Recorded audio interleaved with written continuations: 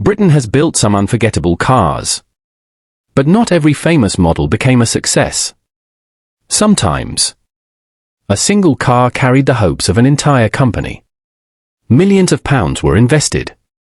Factories were expanded. Huge advertising campaigns were launched. Executives believed one model would save everything. Instead, some of these cars did exactly the opposite. They drained company finances, destroyed reputations, and pushed famous British manufacturers closer to collapse. Here are 10 British cars that cost their companies everything. Number 10, Austin Allegro. When British Leyland unveiled the Austin Allegro in 1973, management believed it would become Britain's next family car success. The company desperately needed a replacement for the aging Austin 1100. Expectations couldn't have been higher. The Allegro offered front-wheel drive, a comfortable hydrogas suspension, and a surprisingly spacious interior. On paper, it looked like exactly what British families wanted. Unfortunately, reality proved very different. Its awkward styling immediately divided opinions. The unusual shape earned countless jokes. Even worse, early build quality failed to impress buyers. Owners complained about poor reliability. Rust appeared sooner than expected. Electrical faults became increasingly common. British Leyland continued spending huge amounts trying to improve the car. New versions appeared. Facelifts followed. Marketing campaigns promised things would be different. But public confidence never truly returned. Although more than 640,000 Allegros were eventually built, the company never achieved the success it desperately needed. Instead, the Allegro became one of the biggest symbols of British Leyland's decline. Many historians believe the money invested in the project was never fully recovered. Today, the Austin Allegro is remembered less for what it achieved, and more for what it cost. And if you think one disappointing family car caused serious damage, the next British car became famous because almost nobody wanted to buy it at all. Number 9, Morris Marina. In 1971, British Leyland desperately needed a winner. Ford's Cortina was dominating Britain's roads. Management believed the Morris Marina would finally fight back. The company invested enormous resources. Production lines were expanded. Dealers were told the Marina would become Britain's best-selling family car. Initially, everything looked promising. Families bought them in huge numbers. Company fleets ordered thousands. Driving schools filled their forecourts with Marinas. For a short time, British Leyland celebrated what appeared to be a huge success. But cracks soon began to appear. The Marina's suspension felt old-fashioned compared to many rivals. Handling received heavy criticism. Quality control remained inconsistent. Owners complained about rust. Gearboxes developed faults. Panels rarely fitted together perfectly. British Leyland continued pouring money into improvements. Facelifts arrived. New engines appeared. Special editions were launched. But the company's deeper problems couldn't be hidden. The Marina sold well. Yet profits remained disappointing because warranty repairs and manufacturing costs kept increasing.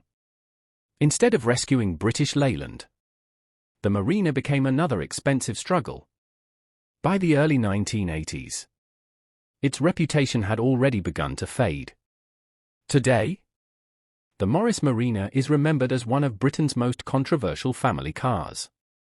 Not because nobody bought one, but because it never became the miracle British Leyland desperately needed. And if you think the Marina disappointed buyers, the next British car almost bankrupted its company before it even reached the showroom. Number 8, Triumph TR7. When the Triumph TR7 was revealed in 1975, British Leyland called it the shape of things to come.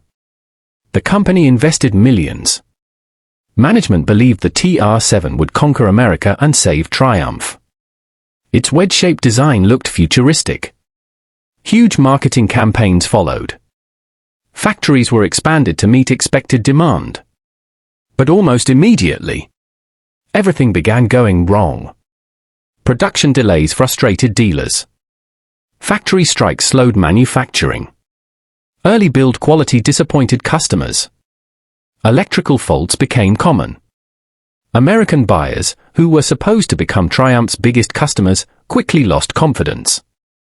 Instead of becoming Britain's answer to Porsche, the TR7 became an expensive headache. Sales never reached expectations. The money poured into development and production failed to deliver the returns British Leyland desperately needed. Although the TR7 later improved, the damage had already been done. For many enthusiasts, the TR7 symbolized a company spending huge amounts of money at exactly the wrong time. And if you think the TR7 was expensive, the next car became one of Britain's biggest financial disasters almost the moment it reached showrooms. Number 7. Rover CityRover. By 2003, Rover was running out of money. Instead of developing a brand new small car, the company partnered with India's Tata Motors. The result was the Rover CityRover. Management hoped it would attract thousands of young buyers. Instead, it became an instant disaster. Journalists criticized almost everything. The interior felt cheap. Performance disappointed. Build quality fell well below expectations. Worst of all, its price was far too high for what customers received. Reviews were brutal. Sales collapsed almost immediately. Dealers struggled to sell them. Heavy discounts followed. But even that couldn't rescue the project. Instead of generating desperately needed profits, the CityRover lost money and further damaged Rover's reputation. Only a short time later, Rover itself collapsed in 2005. Many historians still describe the CityRover as one of the company's biggest mistakes. And only 6 cars remain, including one luxury British car that nearly destroyed its manufacturer through massive development costs. Number 6. Austin Princess. When the Austin Princess debuted in 1975, British Leyland believed it had finally built a car capable of challenging Mercedes and BMW. Millions had already been spent developing it. The sleek wedge-shaped styling looked modern. The spacious cabin impressed buyers. The famous Hydrogas suspension delivered an incredibly comfortable ride. On paper, everything looked promising. But customers soon discovered the problems. Build quality varied from one car to the next. Electrical faults became frustratingly common. Poor quality control meant many cars returned to dealers almost immediately. British Leyland spent millions fixing problems that should never have existed. Despite years of updates, the Princess never became the executive success the company desperately needed. Instead, it became another expensive project that failed to deliver enough profit. Many historians believe the Princess cost British Leyland far more than it ever earned. And if you think that was costly, the next British invention lost so much money that it almost destroyed its creator's business overnight. Number 5. Sinclair C5. In 1985, Sir Clive Sinclair believed he was about to change transportation forever. The Sinclair C5 wasn't a car. It was a battery-powered electric vehicle that promised the future. Millions of pounds went into development. Advertising created enormous excitement. The media couldn't stop talking about it. Then, people finally drove one. The problems became obvious immediately. It was painfully slow. Drivers sat incredibly low to the ground. Many feared larger vehicles simply couldn't see them. Rain offered almost no protection. British weather certainly didn't help. Sales collapsed almost instantly. Around 17,000 were produced, but only a fraction actually sold. The financial losses were enormous. The C5 became one of Britain's most famous commercial failures. Instead of launching a transport revolution, it almost destroyed Sinclair's business empire. And now only 4 cars remain, including a British supercar that nearly bankrupted its company before most people even saw one. Number 4, XPower SV. By the early 2000s, Rover was already fighting for survival. But instead of concentrating on affordable family cars, the company made an extraordinary decision. It would build a British supercar. The XPower SV looked dramatic. Carbon fiber body panels, a powerful Ford V8 engine, performance capable of competing with Europe's finest sports cars. But there was one enormous problem. It cost a fortune to develop. Each car was extremely expensive to build. The selling price climbed so high that buyers simply looked elsewhere. Ferrari, Porsche, Aston Martin. These brands already dominated the market. Sold only a handful of XPower SVs.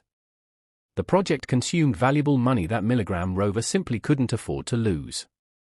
Today, the XPower SV is incredibly rare. But many historians believe it became one of the final financial blows before Rover collapsed.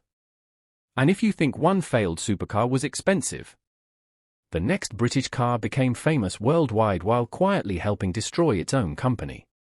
Number 3, Reliant Robin. Few British cars are more famous than the Reliant Robin. Its three-wheel design made it cheaper to tax and insure. Thousands of people bought one. For a while, sales looked excellent. But outside Britain, the Robin became the subject of endless jokes. Television programs mocked it. People believed it rolled over every time it turned a corner. Although much of that reputation was exaggerated, the damage had already been done. Sales gradually declined. Reliant spent years trying to modernize the Robin. New versions arrived. Facelifts followed. But public opinion never truly recovered. Eventually, the company struggled financially. Production finally ended. Today, the Reliant Robin remains a British icon, but also a reminder that public image can sometimes cost a company everything. Number 2, DeLorean DMC-12. The DeLorean was supposed to become one of Britain's greatest automotive success stories. Built in Northern Ireland, it received enormous government investment. Factories were constructed. Thousands of jobs were created. The stainless steel body looked unlike anything else. The gull-wing doors attracted worldwide attention. Expectations couldn't have been higher. Then reality struck. Production delays. Quality problems. A high selling price. Performance that failed to match its futuristic appearance. Sales collapsed. Within just a few years, the company went bankrupt. Millions of pounds had disappeared. Thousands lost their jobs. Ironically, the DeLorean later became one of the world's most famous movie cars thanks to Back to the Future. But by then, the company was already gone. Number 1, Austin Allegro. If one British car symbolized corporate disaster, it was the Austin Allegro. British Leyland expected it to become the next Mini. Instead, it became one of Britain's biggest automotive disappointments. The company invested huge sums in development, production lines, marketing, continuous redesigns. Everything depended on the Allegro becoming a success. Instead, its styling divided opinion. Quality problems frustrated owners. Competitors quickly overtook it. British Leyland continued spending millions trying to fix the car. But nothing restored public confidence.